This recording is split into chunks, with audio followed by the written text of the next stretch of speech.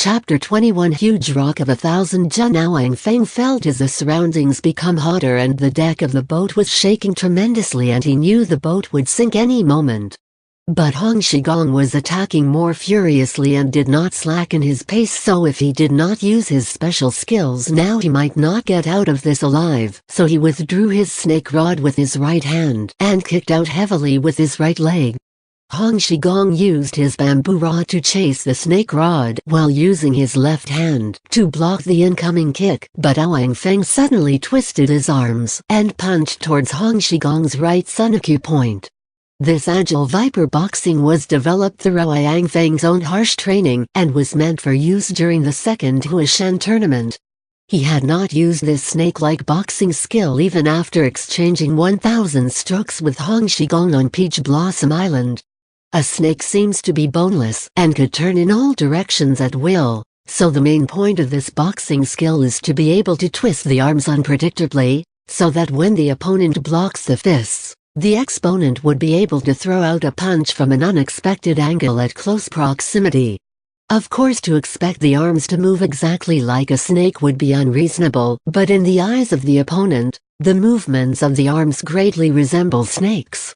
Originally, with Wang Feng executing such a strange move in this critical moment, Hong Shigong would have found it hard to defend. Even if he were not injured, he would also be in danger. However, Wang Ke had already used it against Go Jing before, and although he won, he actually gave Hong Shigong a chance to spot a flaw in the move. That day he did not attend the feast with Li Sheng and the of group beggars, but was instead deeply thinking of how to counter the move. Now when Wang Feng finally used this move, he secretly rejoiced, extended his fingers to form a claw and caught hold of his fist. This was perfect as he managed to swiftly and accurately counter the special move of the agile viper boxing. It looked like it happened by chance, but in reality, it was Hong Shigong who pondered over it for many days and nights, followed by long hours of practice, which finally allowed him to deal with the entire agile viper boxing. Although it had not been perfected yet, it had the element of surprise, which managed to catch him off guard. Wang Feng originally expected Hong Shigong to be in great surprise and be rendered helpless, allowing him to seize the opportunity and move in for the kill, but unexpectedly it was he who ended up surprised himself and was forced to retreat several steps.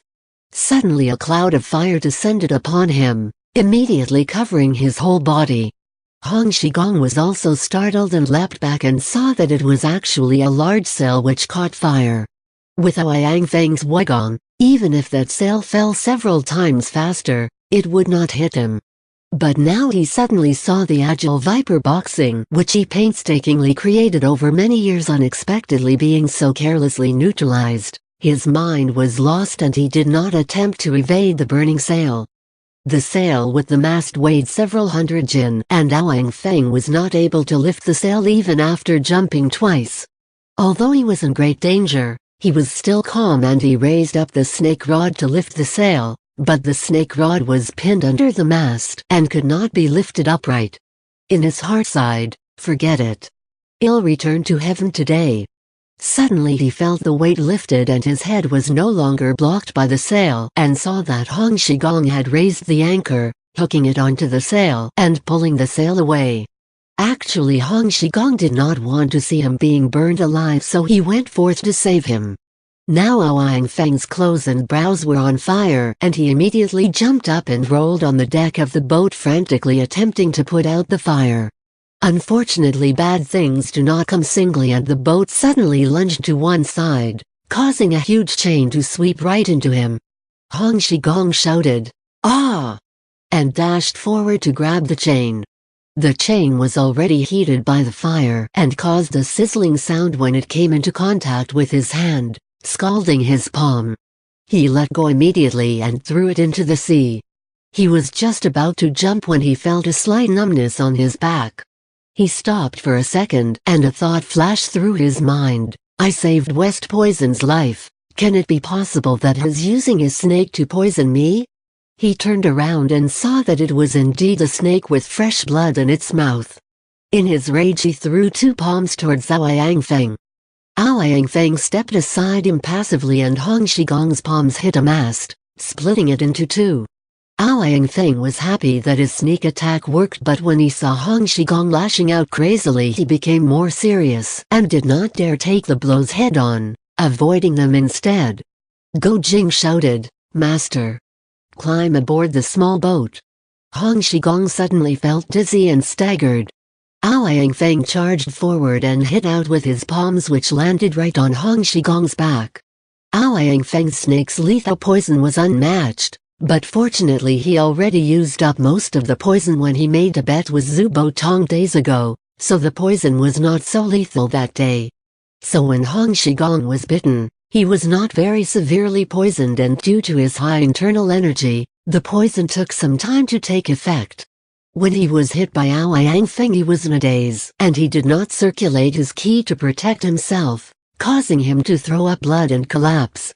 Since Hong Shigong was very Hilla-skilled, Yang Feng knew that this blow would not kill him, so when he recovered sometime later, Yang Feng would be in trouble. He jumped over and raised his foot to strike his chest.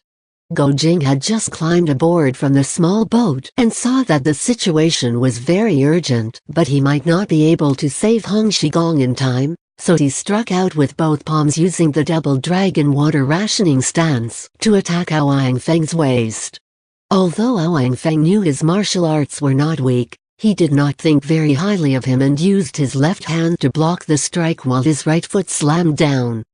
Go Jing was shocked and did not care about his own safety and jumped up, hugging Yang Feng's head, but by doing this he left his acupoints exposed and his side was swept at by Yang Feng.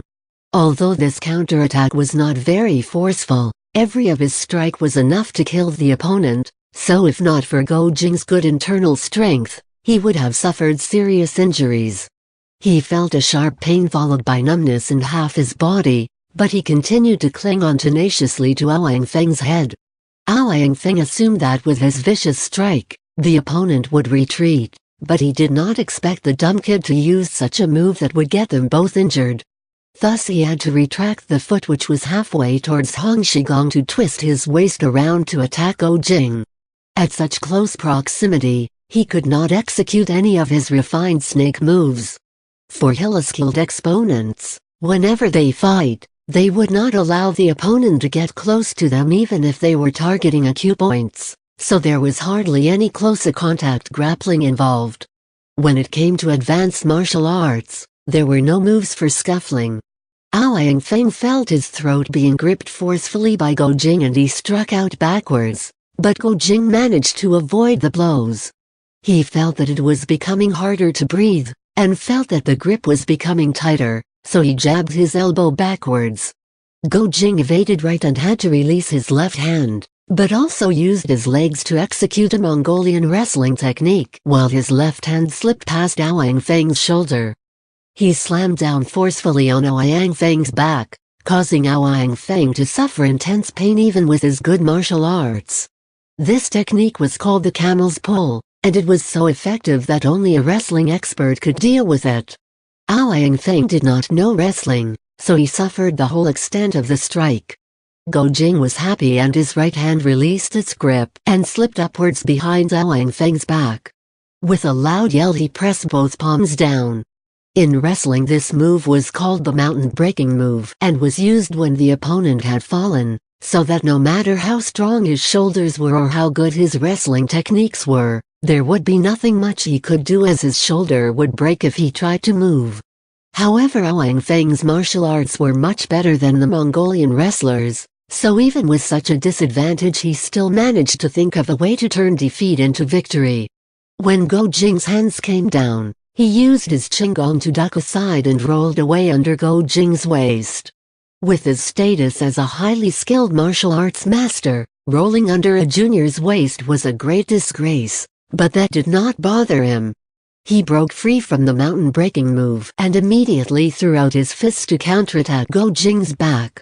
He did not expect that before his fists reached Go Jing, his left leg was immobilized. Go Jing knew he was no match for his opponent, but with such a close combat situation and his wrestling background, coupled with the fact that he disregarded his safety, Ouyang Feng could not get any closer to his master to injure him. At this point the fires became fiercer and the planks listed, causing them to lose their balance and fall, and their clothes caught fire. Huang Rong was anxious and worried sick as she saw Hong Shigong's motionless body slumped on the side of the boat, and she could not tell if he was dead or alive. Meanwhile Go Jing and Ouyang Feng were still rolling and struggling about without showing signs of stopping. Their clothes were on fire and the situation was getting dangerous, so she lifted her oar and smashed it towards Ouyang Kang's head. Although his right arm was broken, his martial arts were still good enough for him to evade the oar, and he stretched out his left hand to grab Huang Rong's bracelet. Huang Rong stomped her feet fiercely and the small boat almost capsized. Ouyang could not swim and he was about to fall overboard, so he had to let go of Huang Rong. When the boat stabilized, Huang Rong took the opportunity to jump into the sea. She swam a few strokes and rushed towards the big boat. The boat was already half submerged in water and the deck was almost touching the water surface. Huang Rong climbed aboard to help Go Jing and took out the multi-brow spike from her waist. Go Jing and Ouyang Feng were deadlocked into a bundle and rolling about. Ouyang Feng's martial arts were better and he managed to pin Go Jing underneath, but Go Jing tenaciously held on to his shoulders, causing him to be unable to counterattack. Huang Rong fought through the smoke and went up to Ouyang Feng, piercing his back with the spike. Ouyang Feng was struggling madly with Go Jing, but when he felt the prick, he was surprised and twisted around forcefully, causing Go Jing to land on top. Huang Rong now wanted to poke Ouyang Feng's head with the spike, but Ouyang Feng's agility allowed him to evade her attacks and she finally pierced the spike into the deck. A gust of wind blew some thick black smoke over, causing her eyes to smart. Just as she was about to rub her eyes, she suddenly felt pain in her leg and she fell over. It was Ouyang Feng who kicked her. Huang Rong rolled over and jumped up, but her hair caught fire. She was about to attack him when Go Jing shouted, "Save master first." Huang Rong agreed in her mind and ran towards Hong Shigong, grabbed him and jumped into the sea, extinguishing the fire on her body. Huang Rong placed Hong Shigong on her back, kicked her legs in the water and swam to the boat. Ouyang stood at the side of the boat and raised the oar up high, shouting, "Put the old beggar down, I'll only let you board alone." Huang Rong said, "Fine. Let's meet in the water." She shook the boat violently. The boat rocked terribly and looked like it was about to capsize. Ouyang became frantic and gripped the side of the boat tightly, saying, Don't shake, the boat is going to overturn." Huang Rong laughed, saying, "Quickly pull my master up. And watch out. If you try any tricks, I'll dunk you in the water for 6 hours." Ouyang had no choice but to comply and held on to Hong Shigong's back, pulling him on board. Huang Rong smiled and praised him, "From the first time I met you, this is the first good deed you've done." Ouyang Kang's heart stirred and wanted to speak, but could not open his mouth. Huang Rong was about to swim back to the large boat to help out in the fight when she suddenly heard a thunderous rumble. A huge wall of water loomed over her head. She was utterly shocked and quickly held her breath, waiting for the water to hit the boat, but when she looked again and touched the back of her wet hair, her jaw dropped. A whirlpool had formed on the surface of the sea, and the large burning boat had disappeared together with Go Jing and Ouyang Feng. At this moment, her mind was completely blank and she completely did not feel anything or think of anything, and she became completely lost, not knowing where she was. Suddenly, the salty water filled her mouth and she found herself sinking into the water. She started and her senses were awakened as she swam upwards. When she broke through the surface, all she could see in all directions was the small boat. Everything else had disappeared under the waves. Huang Rong dived into the water again and struggled to go deeper. Her swimming skills were fantastic and her strokes were powerful, but she could only swim along with the current. She covered the entire area to search for Go Jing, but he had disappeared without a trace. Even Ouyang Feng could not be found. It seemed like they had gone down with the boat. After some time, She was completely exhausted, but she refused to give up, and swam about wildly in the sea. She could only hope heaven would be merciful and let her bump into Gojing, but she was surrounded by mountains of waves and there was totally no trace of him. She had been swimming for over an hour now and she could not continue any longer, so she headed towards the small boat, intending to rest for a while before resuming the search. Aoyanke pulled her up. He saw that his uncle was missing and was also equally anxious, asking, "Have you seen my uncle?" Huang Rong was too exhausted and she suddenly saw everything go black and she fainted. After some time, she slowly regained consciousness but felt like her body was afloat, like as though she was floating among the clouds while the sounds of the winds and waves beat against her ears. She sat upright and realized that the boat was just following the currents. Right now they did not know how far were they from the sunken boat and Gojing could not be found. Huang Rong suffered great sadness and fainted again. Aoyanke could only grip the sides of the small boat tightly as he feared that the next wave would send him tumbling out of the boat into the water. After another hour, Huang Rong awoke again and thought that since her brother Jing was buried at the bottom of the sea, it was meaningless for her to live on. When she saw Aoyanke's eyes tremble and his pale lips, she felt disgusted and thought, "How can I possibly die together with this beast?" She stood up and snapped, "Jump overboard." Aoyanke was shocked and exclaimed, "What?" Huang Rong said, "You're not jumping? Let me capsize the boat then we shall speak again." She jumped towards the right, causing a reaction which resulted in the boat springing leftwards. She then jumped towards the left, and the boat rocked even more violently. When she heard Aoyanke's frantic shouting, her sadness became a joy and she jumped again. Aoyanke knew that if she jumped around a few more times, the boat would definitely capsize, and when he saw her jump again, he quickly jumped to the other side. They landed exactly at the same time and their forces cancelled out, causing the boat to momentarily dip deeper into the water. Huang Rong repeated this trick twice, but he managed to stop her. Huang Rong said, "Good. I'll make a hole in the boat and see what you can do." She took out the steel spike and jumped to the middle of the boat, but when she saw Hong Shigong lying down motionless at the bottom of the boat, she realized that she had completely forgotten about her master as she yearned for Gojing. She hurriedly bent down to place a finger at his nose, and she felt his faint breathing. She was relieved and supported Hong Shigong up. His eyes were tightly closed and his face was white as a sheet, and his pulse was weak. Huang Rong became worried about her master and did not bother about Aoyanke, so she undid his shirt to check his injury. Suddenly the boat trembled violently and Aoyanke shouted out excitedly, "Land ahoy! Land ahoy!" Huang Rong lifted up her head and saw a dense cluster of trees in the distance. The boat had now stopped moving as it was grounded on a reef. They were still some distance from shore, but they could see the seabed. The depth was only up to their waist level.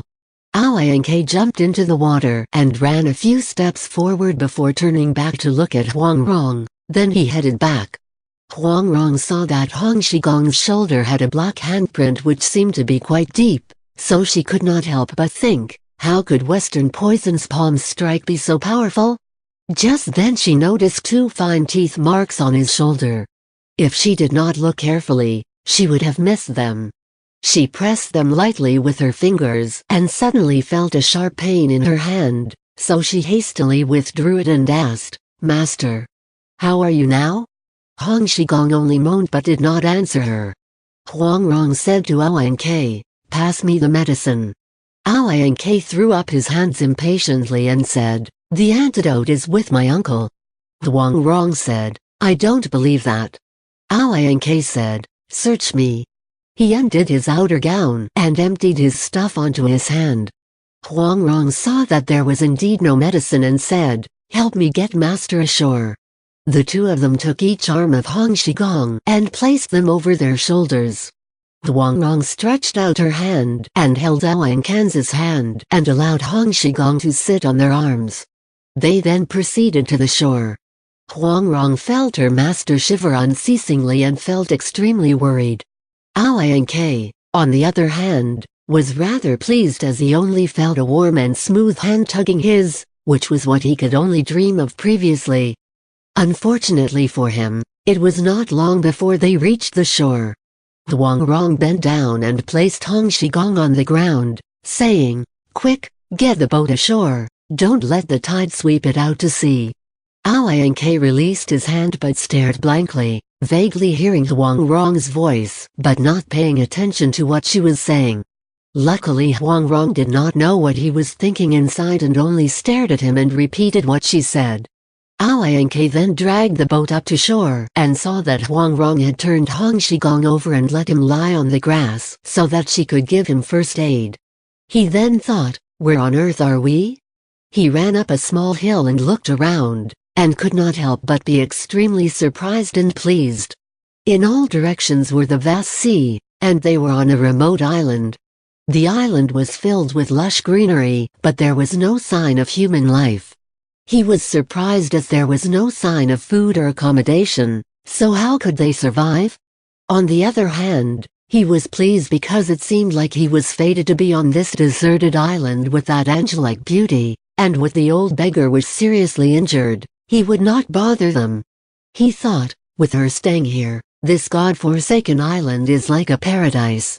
Even if I had to die, I would die happy.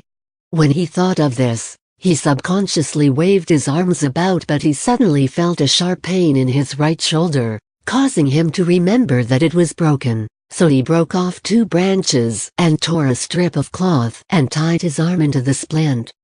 Huang Rong was at that time trying to suck out the poison from her master's back. She did not know how else she could help him, so she let him lie down on a rock in a cave and shouted over to Ao, "Go look around and see if there's an inn around here." Ao laughed, "This is an island, there's absolutely no inn here.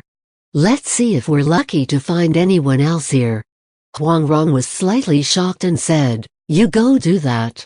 When Ao heard her instruction, he was very excited and utilized his qinggong and ran east, but all he saw were even more wild trees and found no traces of humans. Along the way he killed 2 wild hares and headed north before making his way back in a loop. He told Huang Rong, "It's a deserted island."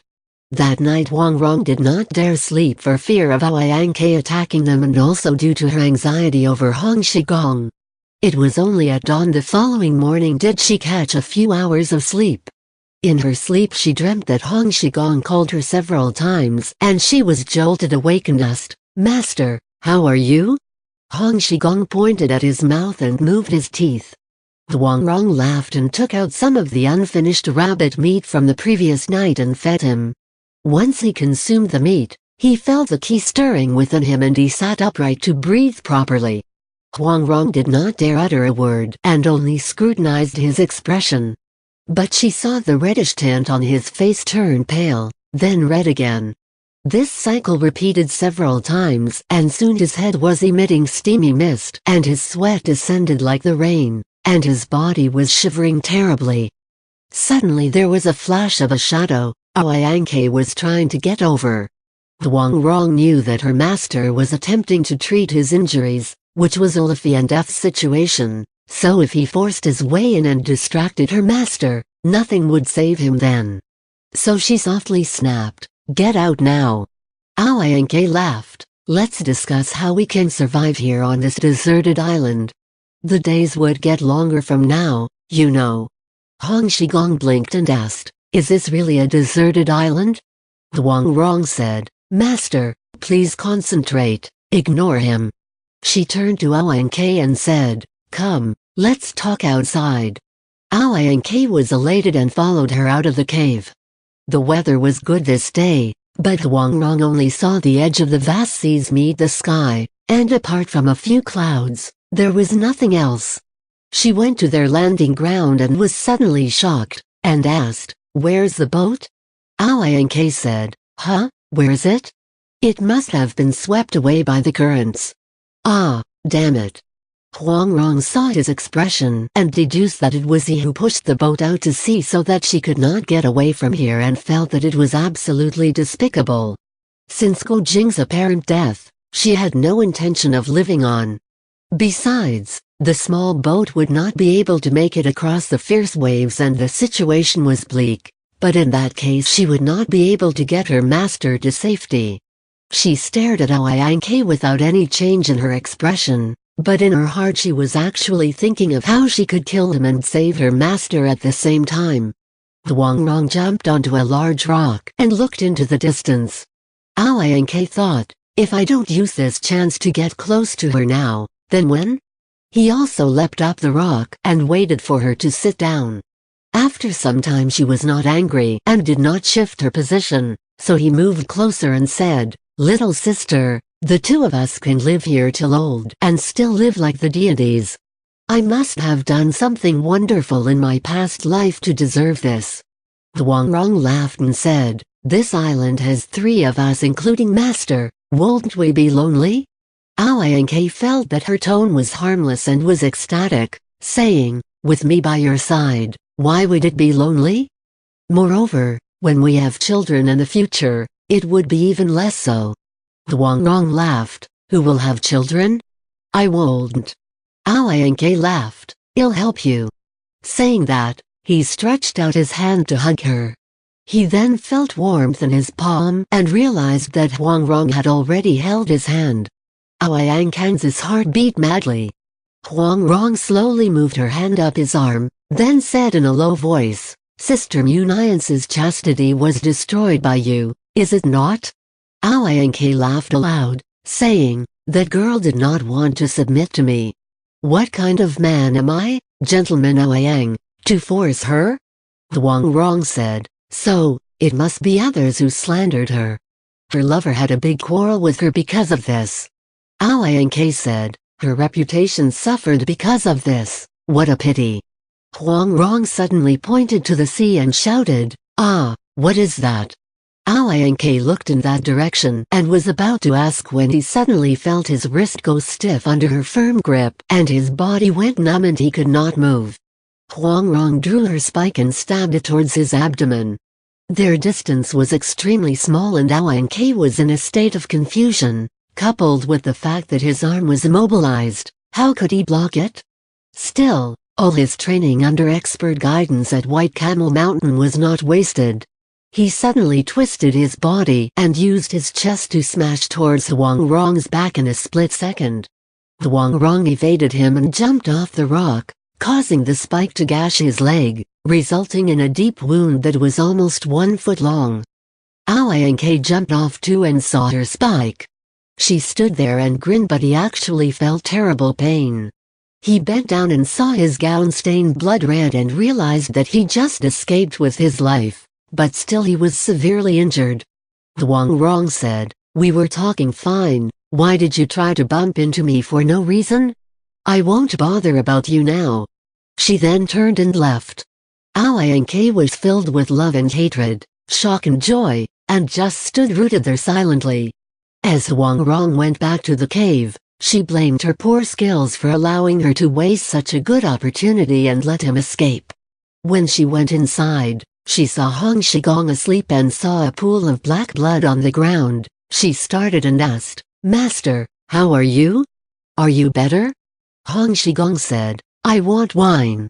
Huang Rong felt distressed. She did not know how to find wine on this deserted island. Yet she agreed and said, "I'll try to get it." "Master, your injury isn't serious, right?" Her tears dropped as she said that.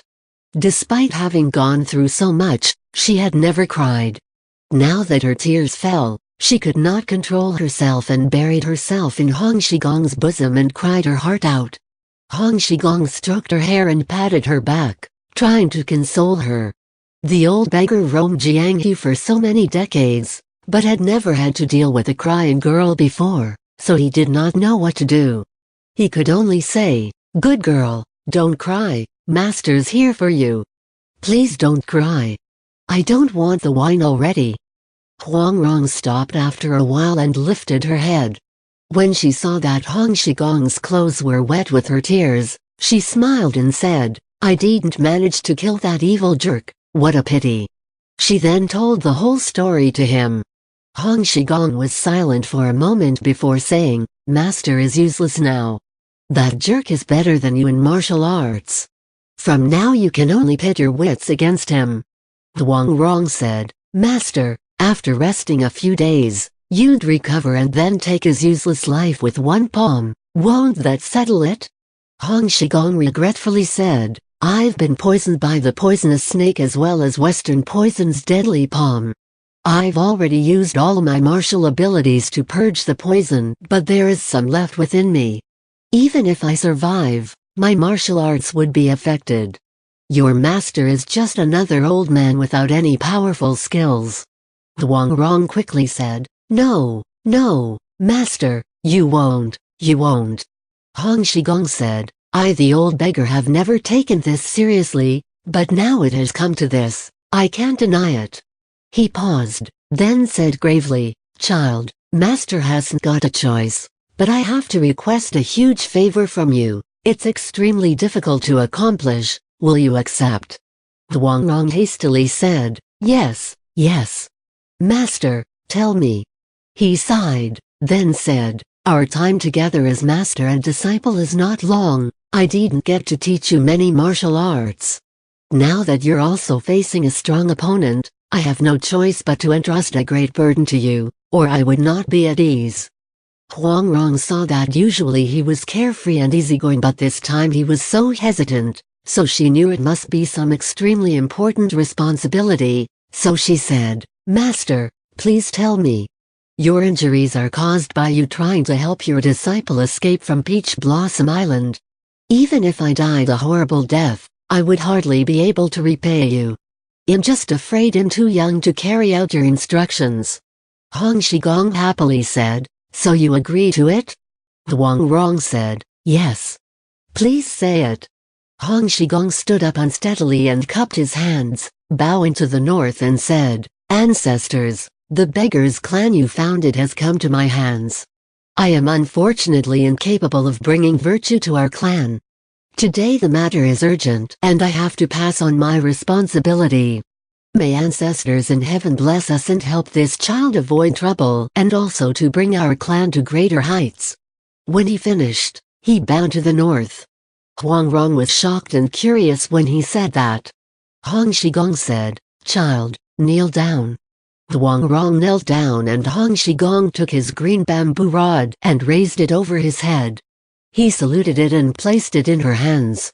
Huang Rong was extremely shocked and said, "Master, you want me to be the Beggars Clan?" "The Beggars Clan," Hong Shigong said. "Exactly, I am the 18th generation leader of the Beggars Clan, and you are hence the 19th leader. Now let's thank our ancestors." At this stage Huang Rong did not dare to disobey and could only imitate Hong Shigong's actions and bowed with both hands cupped.